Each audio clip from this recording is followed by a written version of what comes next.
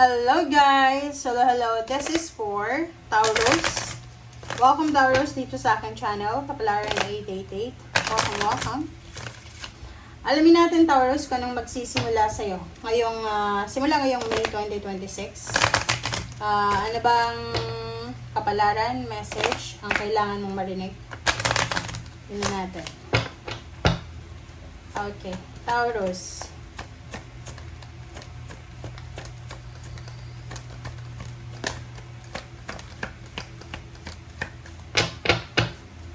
Walang lumalabas. Pag wala lumabas guys, ako na lang yung kukuha ng message na. Okay, Taurus, toil and labor, main male, courtship. Nako, wala kang oras sa love life. Busy ka. OMG. Expectation. There's someone expecting. And, babae. Alright. Makakaloka ka. Man mo to. Ikaw ba yan? Tsaka yung person mo.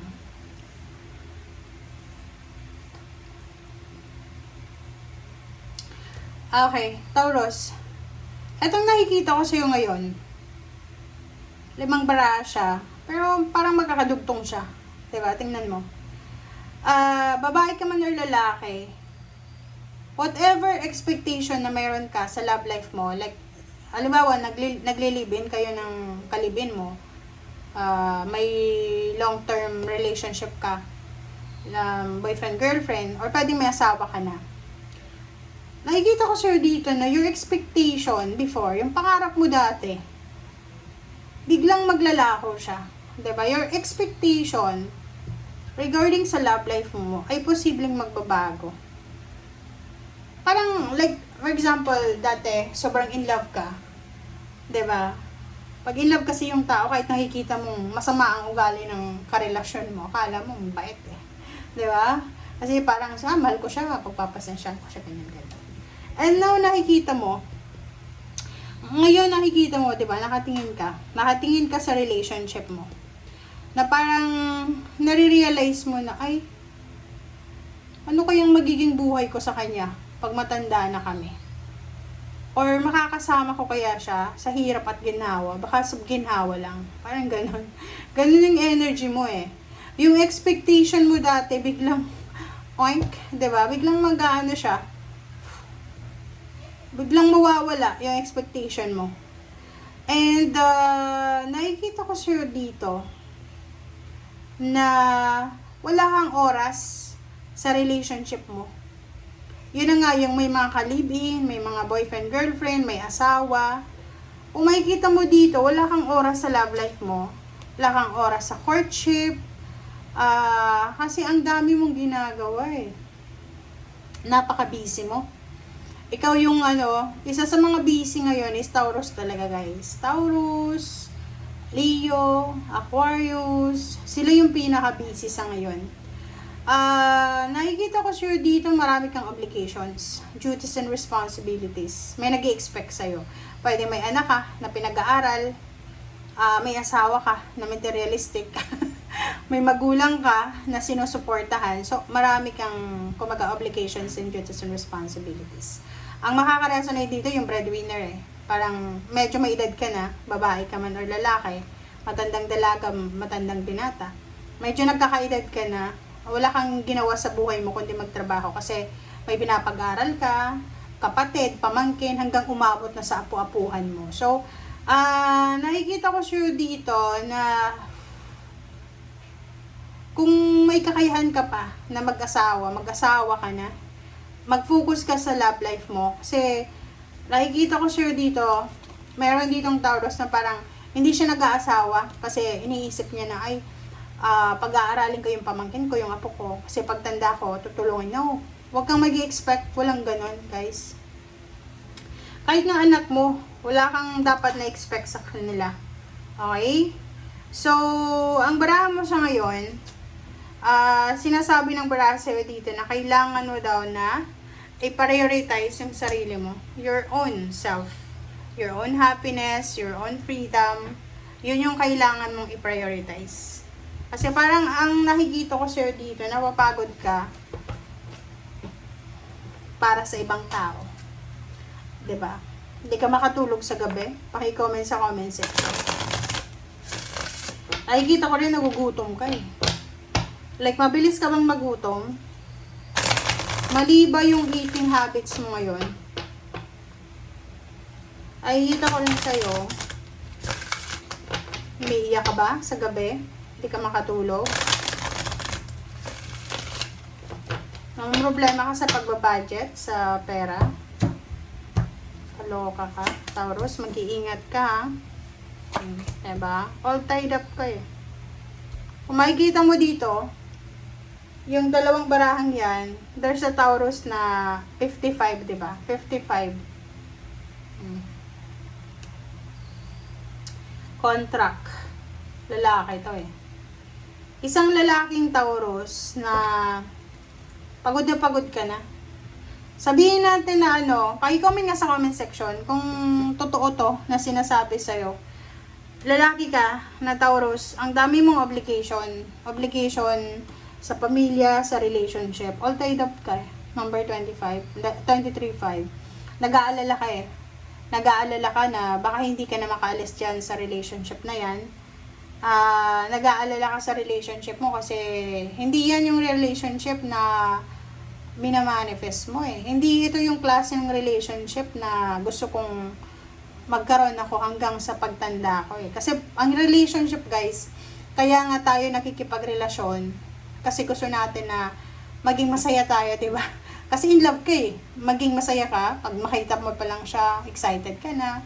Pero kung yung karelasyon mo, pag nakita mo, galit na ka na agad, namumroblema ka na, paano ko kaya bubuhayin to, ganyan ganito. So, hindi yun hindi yun magandang, kumaga red flag yun sa relationship.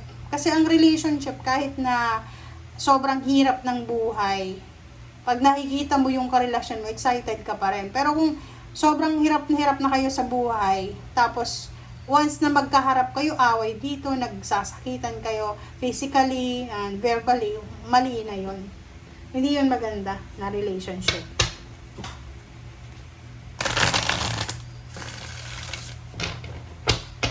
Okay, Taurus.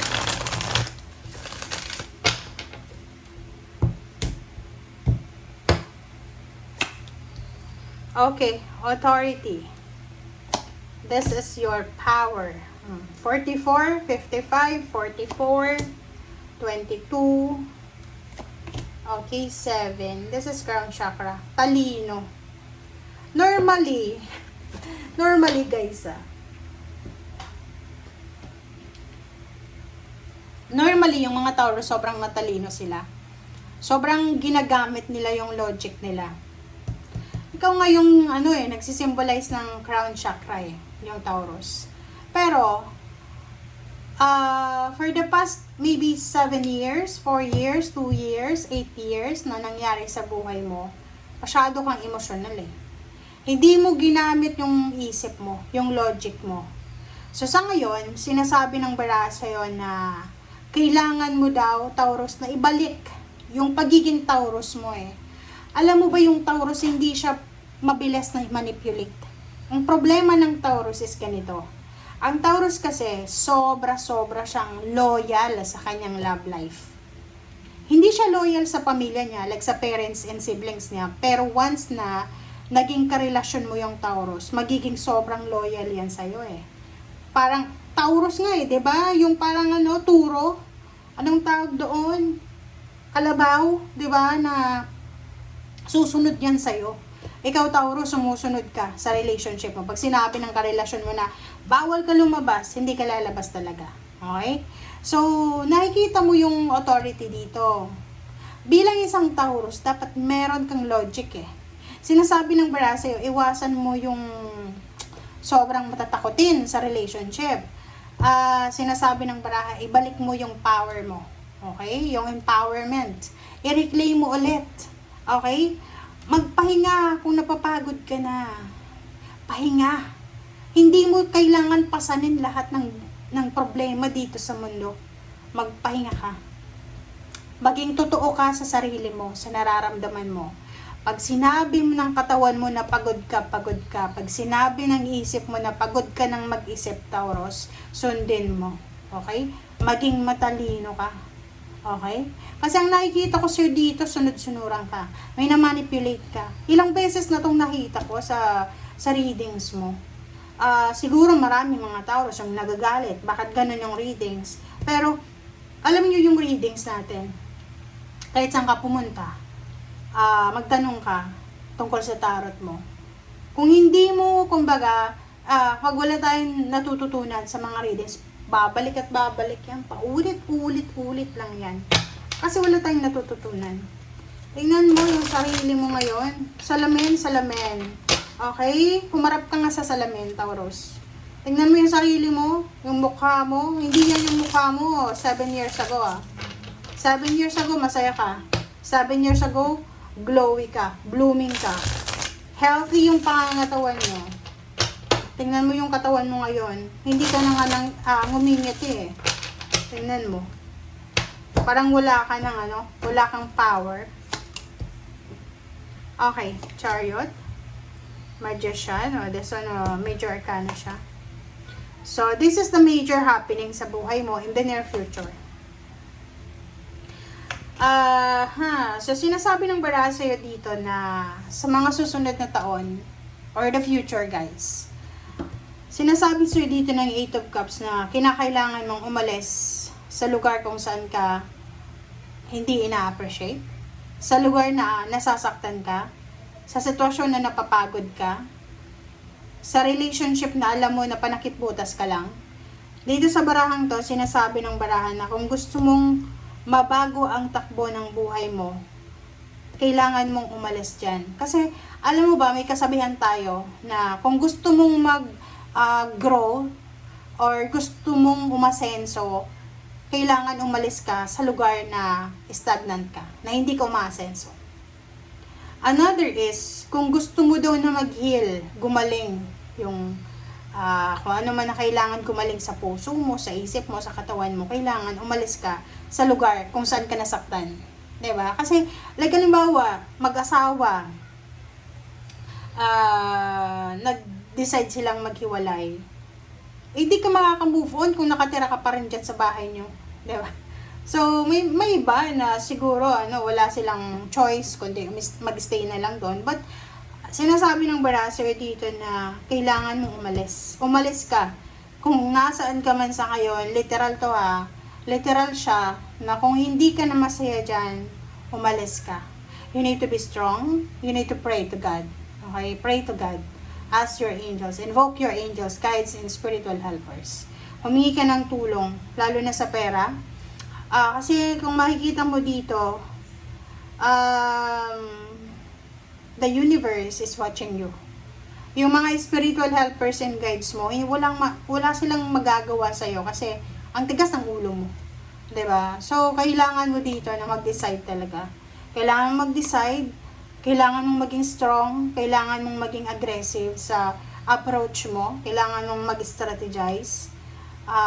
Kung alam mo na hindi ka na masaya, kasi guys, alam mo ba, kaya tayo nabubuhay dito sa mundo para matuto tayo sa mga pagkakamali natin and para maging masaya tayo sa buhay. Hindi ka isinilang dito sa mundo para i-sacrifice mo yung buhay mo para sa kalungkutan. Okay? Nag-asawa ka para maging masaya ka, kasama yung asawa mo. Nakipagrelasyon ka kasi alam mo na siya yung magpapaligaya sa'yo, siya magpapakilig sa'yo. 'Di ba? So kung hindi ka na masaya dyan, trabaho ganun din. Nagtatrabaho ka para kumita ng pera. Pero kung hindi ka naman kumikita ng pera, ba't ka na dyan? Ba't mo sinasayang yung katawan mo? Yung pagod mo? 'Di ba? So, nasa iyo yun. Nasa iyo yun kung ano yung mga decision mo, strategy mo sa future. Okay? Thank you guys. Bye!